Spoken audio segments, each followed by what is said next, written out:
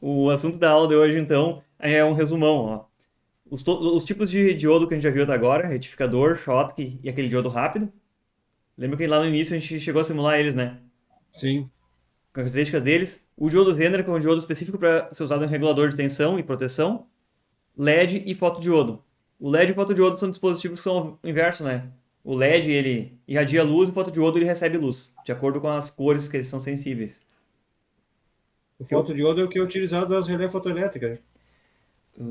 Nem sempre é fotodiodo na cena fotoelétrica, às vezes é um resistor com resistência variável, LDR. Mas também Ah, pode ser. as mais reforçadas, aquela é o RDR. É, essas aí, as analógicas pelo menos, né? Eu acho que as que são com controle digital já tem fotodiodo dentro também. Algumas. Quando tem umas que são microprocessadas, né? Sim. Aí eu acho que já são fotodiodo também. Mas, bueno, vamos ver aqui o conteúdo. A gente já viu o comportamento do diodo retificador, as quedas de tensão normais dela lá e o símbolozinho dele aqui, né? O Uhum. diodo e a cara que ele tem. Do lado do catodo, que ele tem uma faixinha. As tensões tradicionais dele, em condução, uma tensão em 0,3 a 0,7 volts, tensão no máximo de bloqueio, que tem especificada dela. E a gente já viu, acho que pelo menos umas três aulas essa folha de dados aqui numa série tradicional aí dos diodos, um N4000, né? Sim. Cada uma tem uma tensão de bloqueio diferente. O diodo Schottky é aquele que é montado com umas placas lá dopadas diferente. Ele tem uma tensão em condução bem mais baixa, né? Mas ele sofre aí que a corrente de fuga, que é aquela corrente reversa do diodo, quando ele está bloqueando, ela é bastante maior. E a tensão máxima de bloqueio também não é tão grande que nem nos diodos normais. Então o diodo Schottky tem essa vantagem. Baixa tensão ele é show, né? Ele opera com uma tensão menor. A gente até chegou a comparar isso na aula, então não é novidade. O símbolozinho dele já tem o Schottky aqui, as curvinhas dele. O diodo rápido, em comparação com eles lá, ele só é rápido na comutação, assim como o Schottky também é, só que ele tem todas as características de um bom bloqueio reverso, né? Não tem aquela grande fuga de corrente em bloqueio reverso, e tem até mais de 1000 volts aí de tensão de bloqueio até, alguns modelos. Por isso o Schottky e o rápido tem muita coisa em comum, mas o Schottky, ele sofre dessa questão de pressão em alta temperatura, ele tem grande fuga. Então, não é diretamente trocar um pelo outro, né? Agora nós vamos entrando num algo um pouquinho diferente. Vai ver o diodo Zener, que ele tem uma aplicação completamente diferente, ele não é usado para retificação mais. E repara que o símbolo dele é um pouquinho diferente aqui, parece uma rampa, uma troca, só que vem de baixo Sim. e troca em cima. E geralmente a cara que a gente encontra nas placas é essa cara aqui. Às vezes o revestimento em torno dele parece um vidro, né? Meio translúcido. E se olhar bem, a maior parte deles tem escrito ali a tensão dele, uma tensão característica do diodo Zener. Esse tipo de diodo é usado em eletrônica especificamente, ele não é usado em controle de potência diretamente. Tu não vai retificar nada com ele, tu não vai operar ele com uma potência de vários watts em cima dele. A característica principal dele, se a gente for olhar aqui, esse diodo ele não é projetado para operar diretamente polarizado, que é essa na curvinha aqui do 0,7 volts aqui, positivo. Ele é feito para operar na tensão reversa máxima. Quer dizer, ele é seguro, ele é projetado para isso. Tanto é que, se a gente for olhar nesse circuito aqui típico de aplicação aqui embaixo, eu vou inclusive puxar um outro circuitinho e vou simular aqui para a gente dar uma olhada. Ele está polarizado reversamente. Essa ponte aqui ela é tensão contínua, positiva. E o diodo está ligado invertido aqui. Não teria, se ele recebesse tensão nesse sentido, não conduziria diretamente. Mas, né, nesse tipo de aplicação, ele opera aqui nessa quarta curva.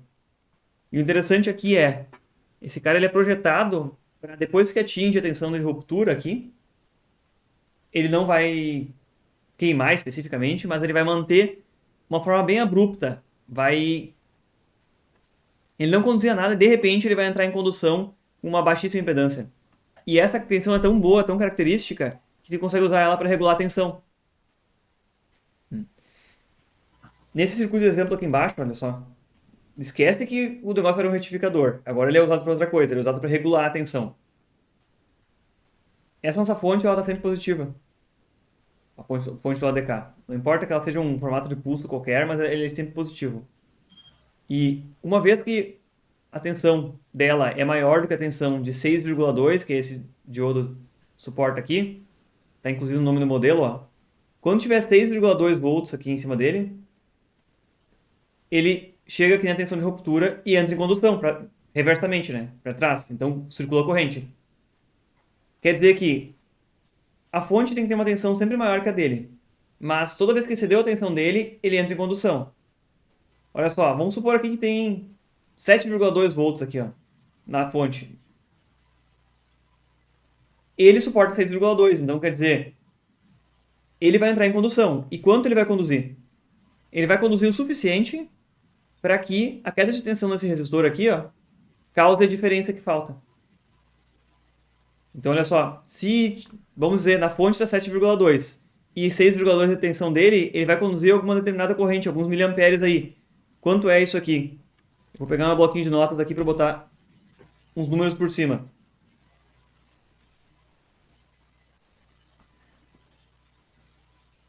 Se a fonte tem 7,2 e ele é 6,2, a diferença de tensão vai surgir em cima desse R1 aqui.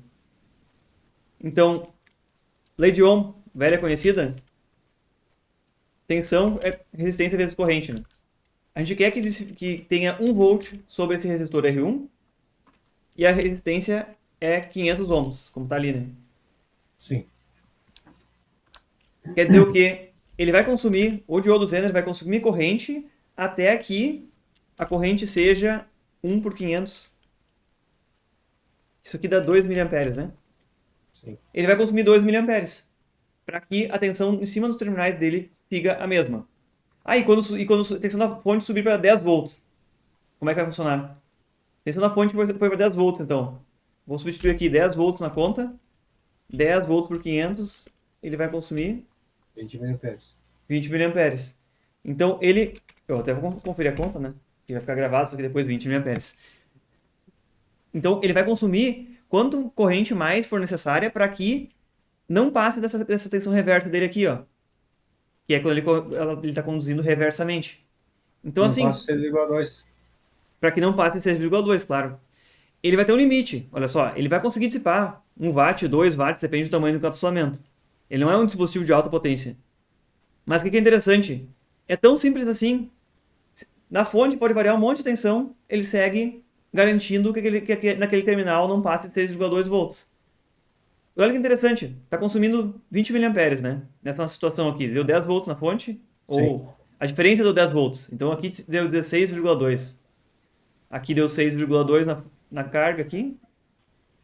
Beleza? Ele está regulando. Aí o nosso circuito do ADK, que eu não tinha nem falado nele ainda. Vamos lá, tu ligou qualquer coisa ali, alguma coisa, às vezes é um sensor de controle remoto, às vezes é alguma coisa, uma carga pequena ali. Um LEDzinho, alguma coisa pequena. Se esse dispositivo aqui está consumindo 10 miliamperes já, nesse 6,2 volts, né? Ele está consumindo 10 miliamperes. Quer dizer que o Zener não precisa drenar mais 20. Para que circule 20 aqui, no R1, que é o que importa, né? É o R1 que tem que dar uma queda de tensão. Então, o Zener vai precisar só absorver 10 mili e os outros 10 mili vão para a carga, se for o caso que a carga consuma mais, né? Agora eu desliguei, era um LEDzinho, eu desliguei o interruptor que está ligado do ADK. Ele não está consumindo zero de corrente, caiu fora esse resistor aqui. O Zener volta e assume 20 miliamperes e continua 6,2 volts em cima dele. Então, ele já tem um comportamento natural para ser aplicado como regulador, dessa forma. Uhum. Olha só, não é um negócio ideal. Porque se tu olhar aqui, o ideal seria assim, ó. É aqui na curva, chegou e ela fosse perfeitamente vertical.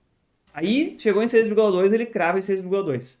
Mas não é, ela tem um pouquinho atravessado aqui, ó. Mínima coisa atravessado. Então ele não consegue regular assim, ó, de garantir que fique fininho, assim, ó, milivolts. Mas para a maior parte das coisas isso aqui serve muito bem.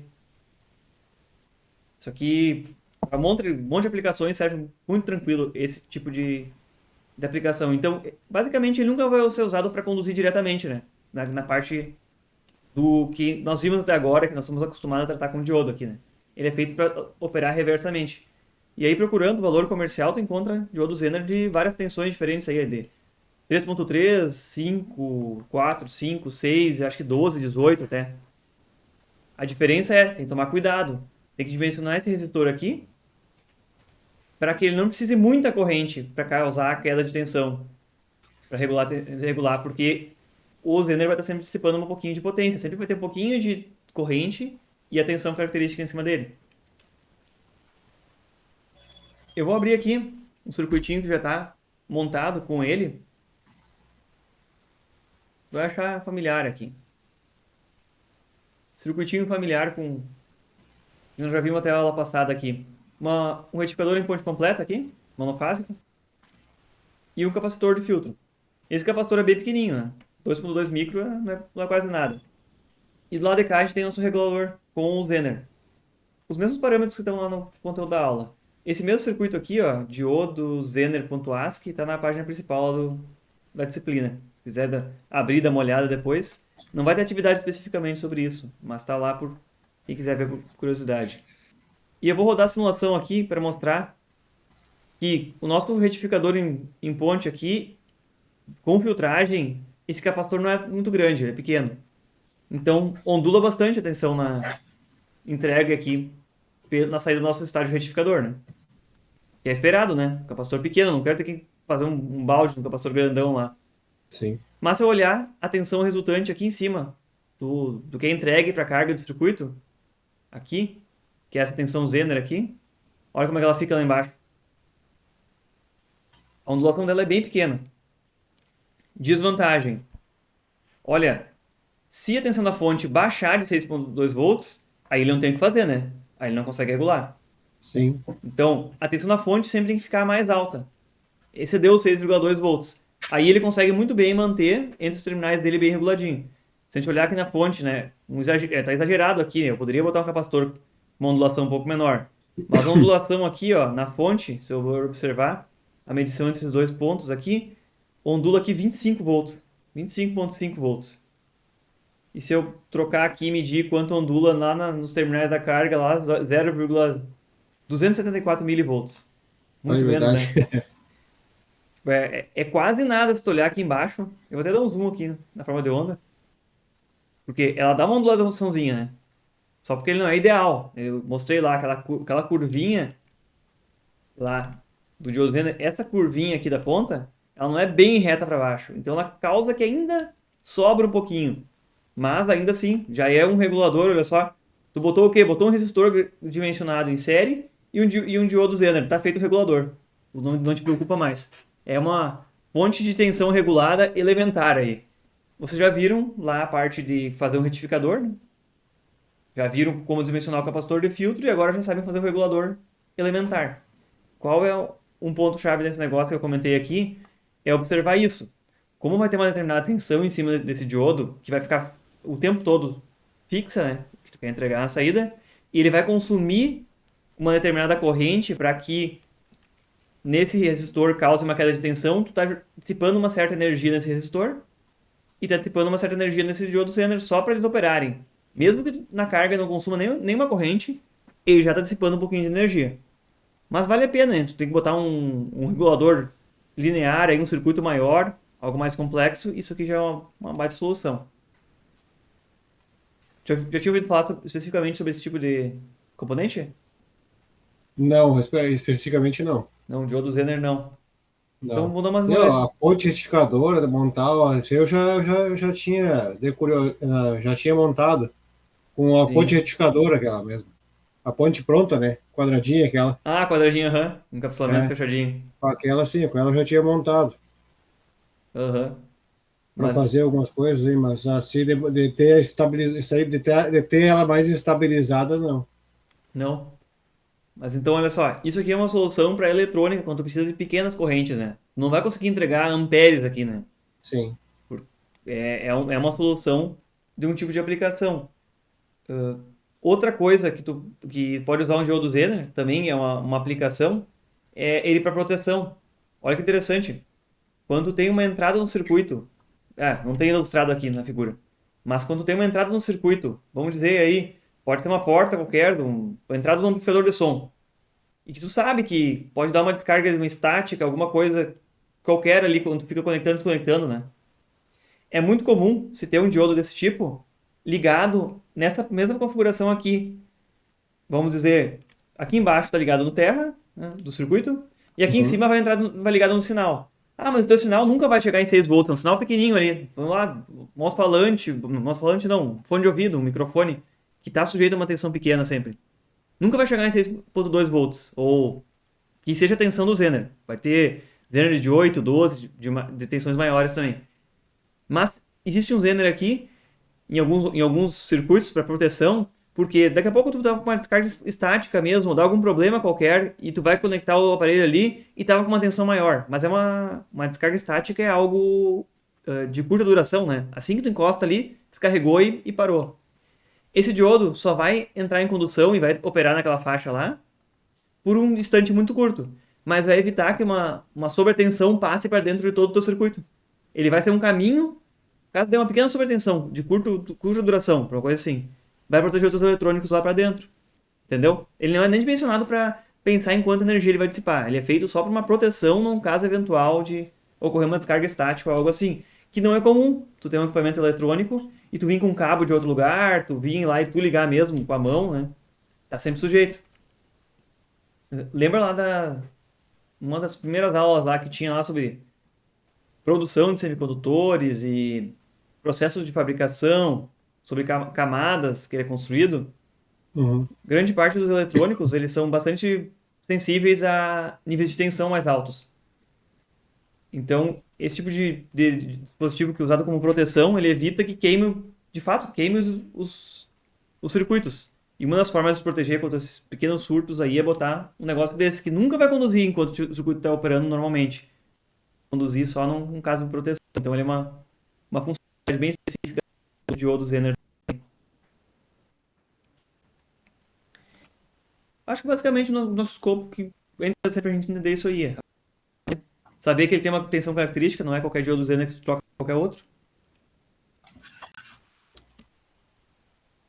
E seguimos o baile. Sobre a questão dos diodos, que são diodos emissores de luz, LEDs, Light Emitting Diodes, né? Diodos emissores de luz. Eles não são algo que foi, vamos dizer, descoberto recentemente.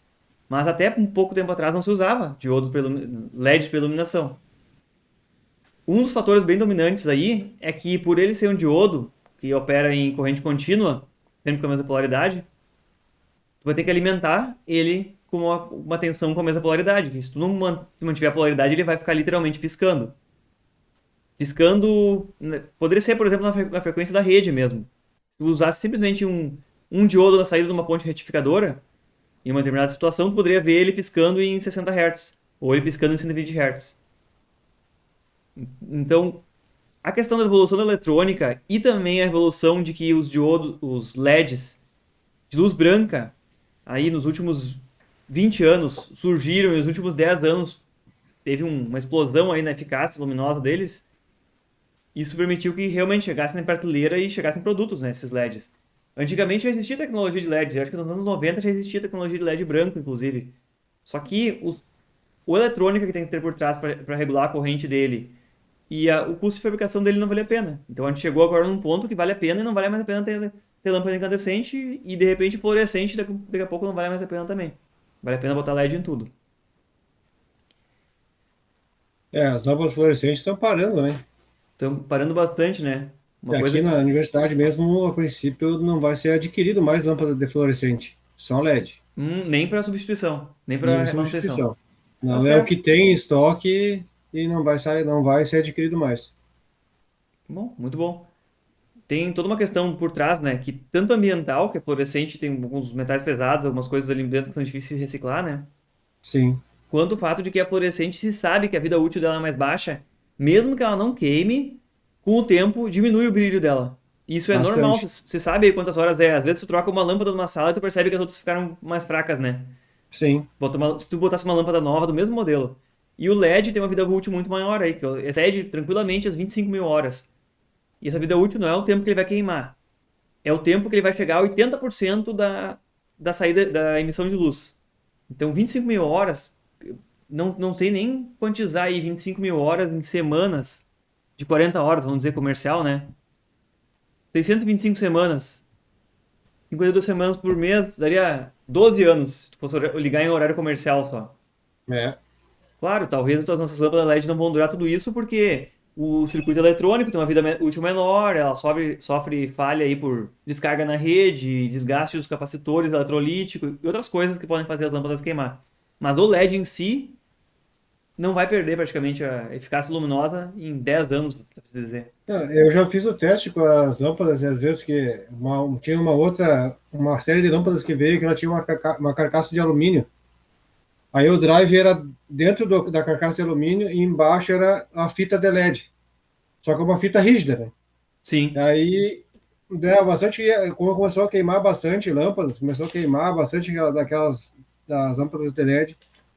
Começaram a descartar e surgiu a curiosidade. Vamos ver o que está acontecendo que está queimando bastante dessas lâmpadas, né? Uhum. Aí eu fui atrás para ver, começamos a desmontar as lâmpadas e montamos um drivezinho de teste. O drive vai queimando e os LED vão ficando. Os LEDs estão bom ainda. Os LEDs bom ainda, só o drive, que é o circuito eletrônico queimado. Ah, sim. Então, olha só, os LEDs de repente não sejam uma limitação agora, seja o eletrônico por trás. Tu pega um eletrônico muito barato, daqui a pouco ele tem um capacitor que numa qualidade meio abaixo, né? Não foi tão bem feito, o controle de qualidade não é tão bom, ele não dura. E eu já peguei, um caso desse aqui, uma lâmpada aí de casa, essa pequenininha, bulbo, né? Sim. Compatível, e tava queimada. Tá queimada.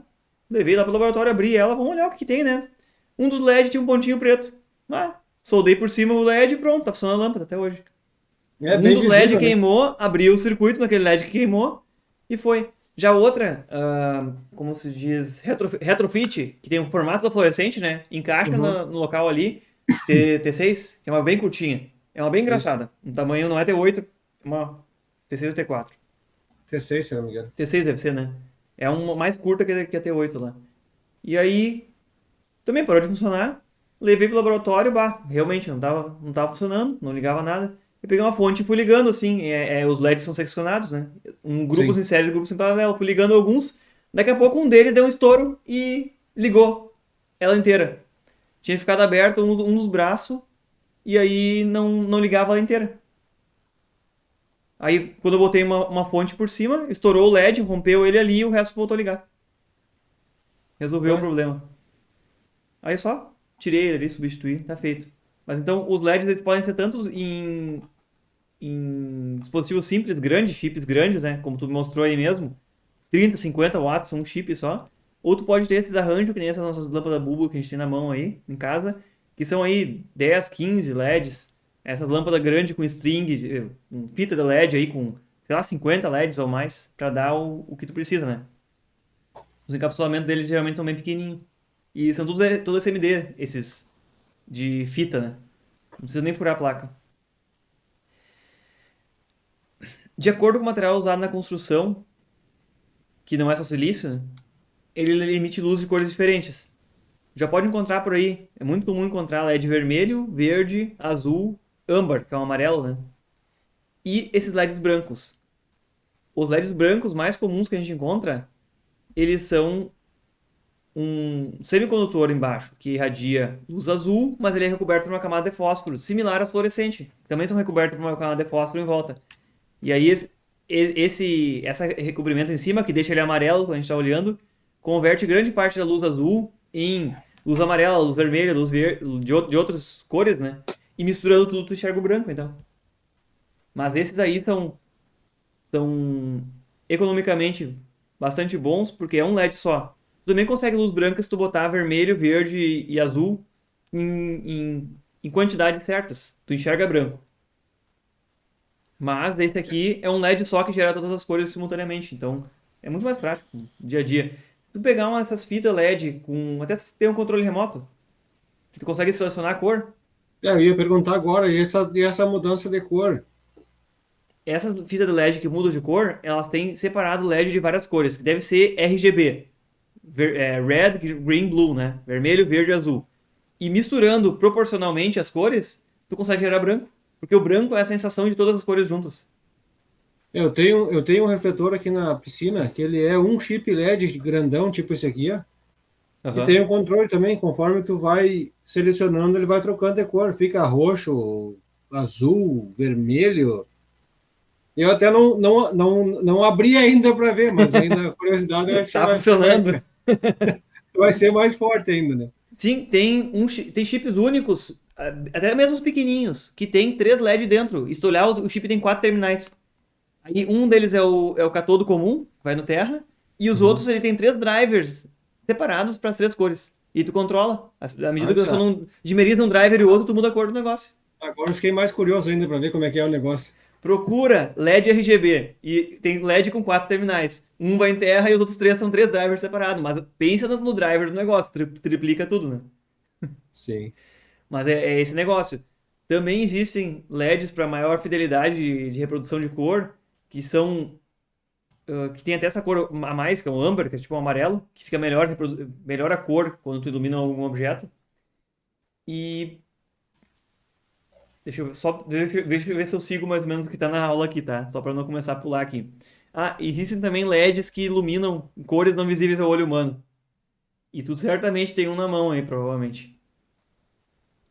Ah, sim, no controle. Controle remoto. Ah, eu uso o celular para testar o controle. Ah, perfeito. Já sabia essa manhã então.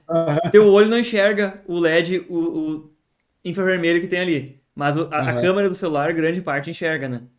As câmeras mais recentes, tanto câmera fotográfica quanto celular, tem algumas que já vêm com filtro para infravermelho, porque aí quando tu tá num ambiente externo, as fotos ficam melhores, porque o sol irradia muito de infravermelho, que é invisível ao olho humano, só que a gente sente como calor. Se pega luz de infravermelho com uma potência alta, tu sente calor. Tipo tu olhar pra dentro de uma churrasqueira, quando tá só as brasas. Sim. Não tem muita luz, mas tu bota ali é um calorão, né? Aquilo É. ali, na verdade, é irradiação também de luz, só que uma luz invisível. E é a mesma natureza, por exemplo, usada no controle remoto aí, tal do infravermelho. Se tu tem um LED no infravermelho, tu também tem fotorreceptores infravermelho, que também enxergam essa luz que tu não enxerga.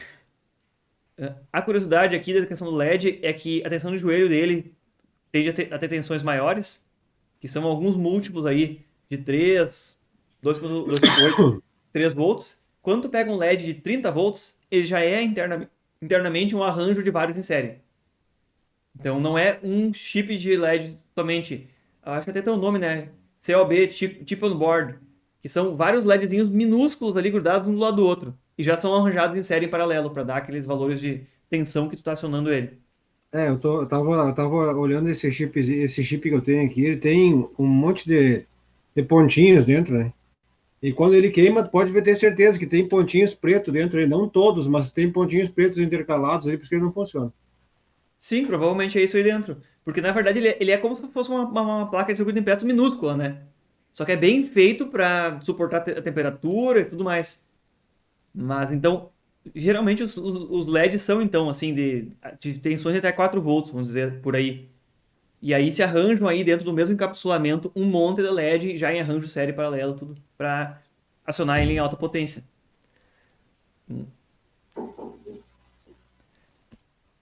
O LED E ele tem, desculpa, pelo que eu contei aqui, tem 50. 50 pontinhos? Aham. Ih, é bastante. Pena que se queimar um, tu não consegue substituir, né? Que é meio pequeno. Uma característica bem típica do LED, que você vai olhar, é que não é tão abrupta a entrada em condução depois que excede essa tensão de 3 ou 4 volts que ele precisa para ligar. Ele é mais suave a entrada em condução aqui. O diodo lá os diodos feitos para ser retificadores, isso aqui também é o diodo, né? Mas aqueles feitos para serem retificadores, eles são feitos para ser super abrupto. Entrou em condução e ele está totalmente conduzindo. O LED não, ele não tem essa restrição. Ele vai aumentando um pouquinho a tensão à medida que tu aumenta a corrente em cima dele. Alguns desses LEDs aí, como tu falou aí, de mais alta potência, eles têm uma resistência equivalente de tipo 2 ohms ou 1 ohm.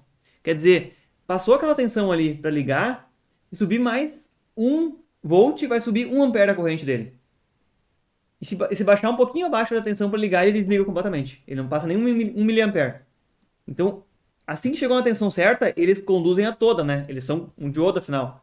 Então, por isso os drivers deles não são geralmente drivers que tem uma tensão fixa na saída. Se for procurar, a maior parte deles são drivers que têm um controle de uma corrente. faixa. Oi? Ele tem uma faixa de tensão. Sim, ele tem uma faixa, exatamente. Porque ele aplica uma tensão na saída e mede a corrente que está saindo. E aí o driver é para a corrente, na verdade. E aí, o que acontece? Assim que tu liga o LED, ele começa a aquecer. Quando aquece, essa tensão aqui que ele vai ligar, ela varia um pouquinho. Geralmente ela diminui. Então, se tu ligar com uma tensão fixa, ele vai passar uma certa corrente. E à medida que ele esquenta, vai começar a subir mais ainda a corrente nele. Porque essa tensão vai diminuir um pouquinho. Então, os drivers LED são feitos com um controle de corrente para que, à medida que eles veem que a corrente está subindo um pouco, eles diminuem um pouquinho a tensão na saída e regulam para manter mais ou menos a corrente constante o tempo todo. Alguns deles, os mais baratos e, sei lá, pra, realmente com apelo comercial, eles botam simplesmente um resistor em série. O resistor em série já faz esse controle automático, que aumentou a corrente, maior que a tensão no resistor, limita. Mas muito que tu vai encontrar aí são drivers assim. Inclusive, tu consegue mudar a capacidade de corrente do driver. Porque geralmente dentro tem um ponto que tem algum resistor de referência, algo assim. Às vezes é um resistor em série com LED. Tu troca ele para um resistor menor, a corrente aumenta. Tu troca para um resistor maior, a corrente diminui. E, às vezes só o controle, vamos dizer, por um parâmetro de configuração do driver, diferencia um driver do outro. O hardware pode ser quase o mesmo. Mas bom, o que é mais interessante saber? Tu sabe que lâmpadas comerciais são feitas de um monte de LEDs pequenos. E o interessante dele é que a corrente gerada, que a gente chama de fluxo luminoso, medida em lumen, ela é praticamente proporcional à corrente dele. Então, tu aciona um LED com o dobro da corrente, dá aproximadamente o dobro do fluxo luminoso. Tu dimeriza ele, né? Tem alguns que pode dimerizar, diminui a quantidade de luz, diminui proporcionalmente a corrente, diminui proporcionalmente a tensão. Se tu fosse a potência consumida. Se fosse pegar uma lâmpada incandescente, tempos antigos aí, se tu diminuísse a metade da corrente dela, de repente ela não ia nem chegar na temperatura que ela precisava para ligar, ela ia ficar só brilhando em vermelho. E aí já estava consumindo a metade. Tu precisava ligar lá com 80% da potência dela para te conseguir ter algo próximo da luz que tu quer. Não adiantava muito dimerizar. É que engraçado que tem umas lâmpadas LED quando até ocorre falta, até aconteceu outro dia aqui no prédio de um amigo nosso aqui, faltou abriu o transformador na rua. E aí das fases do prédio caiu, ficou em 130, 140 volts, e a iluminação toda funcionando. Sim. E aí, só o corredor que não funcionava. Na mesma tensão, só as lâmpadas eram diferentes, LED também, e ali não funcionava, mas dentro dos apartamentos tudo funcionando. Ah, geralmente se é lâmpada. Se é entrada universal, né? Tensão universal, 110 a 240. Ou, É, 80, ou depende, tem uns aí que chega a 85 a 240. Aí quer dizer que o driver funciona com qualquer coisa que largar na entrada. Chegou a 80 sim, volts, 90 volts, ele tá funcionando como se fosse nada, né? É é interessante isso verdade. aí. Quem é que tava me dizendo isso aí uma vez? Que, meu Deus, hoje em dia tá muito melhor, hoje em dia a energia é muito melhor e tudo mais. Antigamente tu ligava o chuveiro em casa, dava uma queda na luz. Hoje em dia, por que que não vê isso? Porque os drivers são eletrônicos. Cai um pouquinho a tensão na rede quando liga o chuveiro. Sempre cai um Sim, pouquinho. ele compensa. É, e o driver automaticamente compensa e mantém. Mesmo os drivers de fluorescente que também fazem controle da corrente. É curioso, né? A pessoa tinha a percepção que dava uma queda de luz porque a lâmpada incandescente diminui um pouco o brilho quando cai, que seja 2, 3% que cair. Tu vai ver quando cair, né? Dá uma diminuidinha. Driver eletrônico, ele compensa e segue operando exatamente com a mesma corrente sempre. É um fato curioso em relação a isso aí. Então, o fluxo luminoso é a quantidade total de luz irradiada. E a eficácia medida dos LEDs é medida em lumens por watt. Quer dizer, o melhor LED de todos gera mais lumens para menos potência, né? E a gente encontra por aí lâmpadas, isso aqui é um selo aí, padrão do Inmetro, né, requerido, que te dá o fluxo luminoso total que a lâmpada produz, quantidade de luz, literalmente, né? A potência consumida já te dá a relação entre eles. 93,3 nesse caso aqui, lumen por watt. Essa aqui é um valor típico aí, que a gente consegue encontrar lâmpadas por aí, em mercados a preços razoáveis. Não é uma eficácia ruim, considerando o preço. A minha lâmpada que eu tenho aqui, olha, essa minha que eu botei aí tá melhor do que eu comprei. Comprei uma lâmpada aqui bem barata para substituir aqui uma que tinha queimado. Uhum. 9 watts, 803 lumens. Produz um pouquinho mais de luz, né? Ilumina um pouquinho mais, é Sim. bom. 89 lumens por watt. Não é tão eficiente, né? Consumo de energia. Se tu não estiver disposto a pagar um pouquinho mais caro, tu compra de algumas marcas aí, tu consegue mais de 120 lumens por watt. Lâmpadas por aí. Talvez alguns desses refletores, ou esses que tu me disse que são instalados aí em iluminação pública. Iluminação pública geralmente é mais apertada com essa questão de eficácia, porque ela fica ligada por mais tempo e é uma potência alta, né? Então os caras prezam um pouco mais por eficácia luminosa. Até tem umas normas aí. Mas essa relação sempre que está por trás dessas lâmpadas.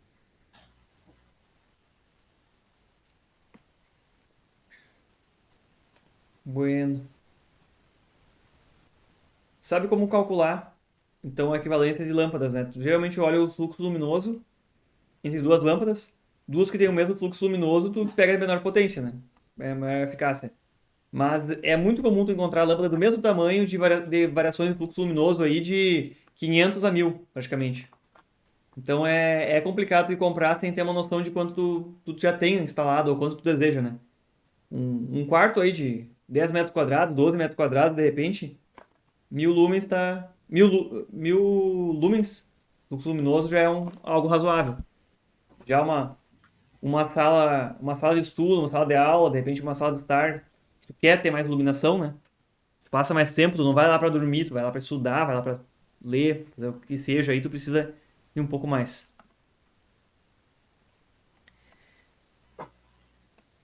Fotodiodos são ao contrário, então. Fotodiodo é só um tipo de receptor de luz, né? Existem outros aí, tem os LDR, outros tipos. Mas o que são os fotodiodos? Eles são de fato um diodo, se tu olhar para o símbolo dele aqui, ele tem inclusive as flechinhas dizendo que está entrando luz nele. Da mesma forma que o LED, lá em cima, o símbolo tem flechinha saindo luz dele, os fotodiodos têm flechinha entrando. A gente encontra aí de vários formatos diferentes. Fotodiodo muito comum é como esse receptor de infravermelho de TV mesmo, como aqui, receptor de controle remoto de TV, que é esse mais aqui. Também encontra outros formatos e tem mais uma curiosidade aqui, que a maior parte dos sensores de câmera fotográfica digital são, na verdade, matrizes aí com milhões de fotodiodos. Quer dizer, para cada ponto da câmera, para cada ponto aqui também é a webcam que tu recebe aí, para ele ter uma cor, ele tem, na verdade, três fotodiodos pequenininhos. Um para detectar vermelho, outro verde e outro azul. Então, se tu olhar para uma lente de uma câmera, tu vai ver um quadrado ali que, dependendo como bate a luz, ele reflete um pouco mais, um pouco menos. Aquela ali é uma montanha, um monte de sensores de luz pequenininhos. E cada vez que tu tira uma foto, todos eles memorizam uma quantidade de tensão que a luz que incidiu naquele momento sobre cada um deles transformou luz para corrente, armazenando na forma da tensão, e a câmera demora uns segundos para ler todo aquele valor daquelas tensões de todos os fotodiodos. E aí ele vai lá e converte para ti e te apresenta, ó, coloridinho aqui, ó. Mas são tudo elementarmente o mesmo componente eletrônico. Eles têm duas formas de se operar eles. E nas duas formas eles conseguem detectar luz. Esse é um componente completamente diferente, né? Então ele não vai nem operar aqui na corrente direta, como a gente está acostumado. Ele opera de duas formas, que é reversamente polarizado ou diretamente polarizado. Reversamente polarizado é o típico detector como um sinal luminoso, como por exemplo aquele fotodiodo ali do receptor de controle remoto, um fotodiodo que recebe luz, de repente. Ele tem uma área pequena e é para receber sinais mesmo. Isso aqui seria tipicamente um circuito que se iria usar com fotodiodo. Esse fotodiodo aqui está em série com resistor.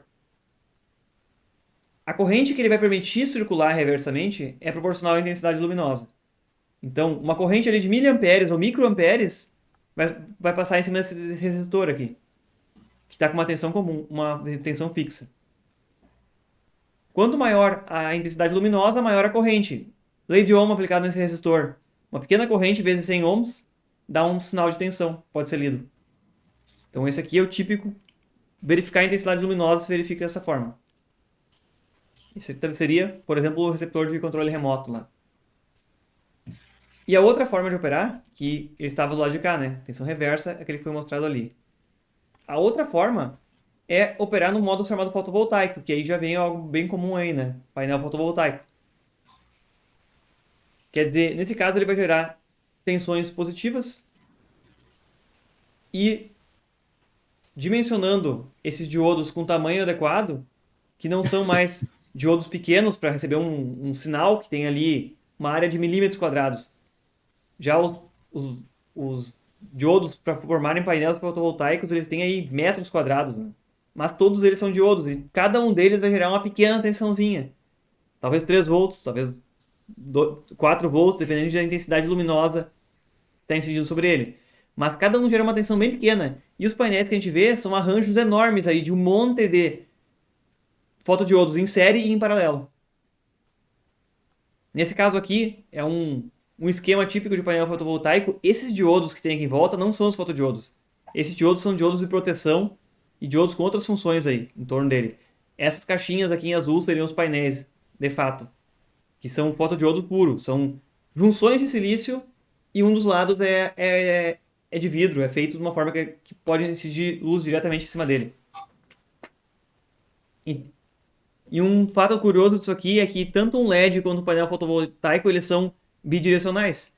Se tu botar uma intensidade luminosa em cima de um LED e tu medir nos terminais, ele gera tensão. Tu pode tirar uma tensão dele ali e usar ele como uma fonte. Pequena, né?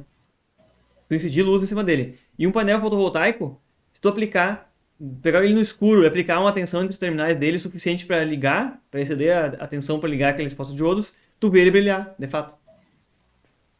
Então, o fenômeno é bidirecional. Um é otimizado para gerar luz, outro é otimizado para gerar energia nos terminais. Grande parte da luz do sol que incide sobre os painéis não é só luz visível. Por isso que um dia que está nublado, os painéis continuam funcionando parcialmente. Aquela luz infravermelho, que é a mesma que é usada lá no controle remoto da TV, o sol também gera muito infravermelho e grande parte da energia captada pelos painéis fotovoltaicos é da luz infravermelho, que é uma luz que não é visível. Então o dia pode estar nublado, vai diminuir um pouquinho a eficiência deles, mas ainda assim ele vai estar recebendo muita luz infravermelho.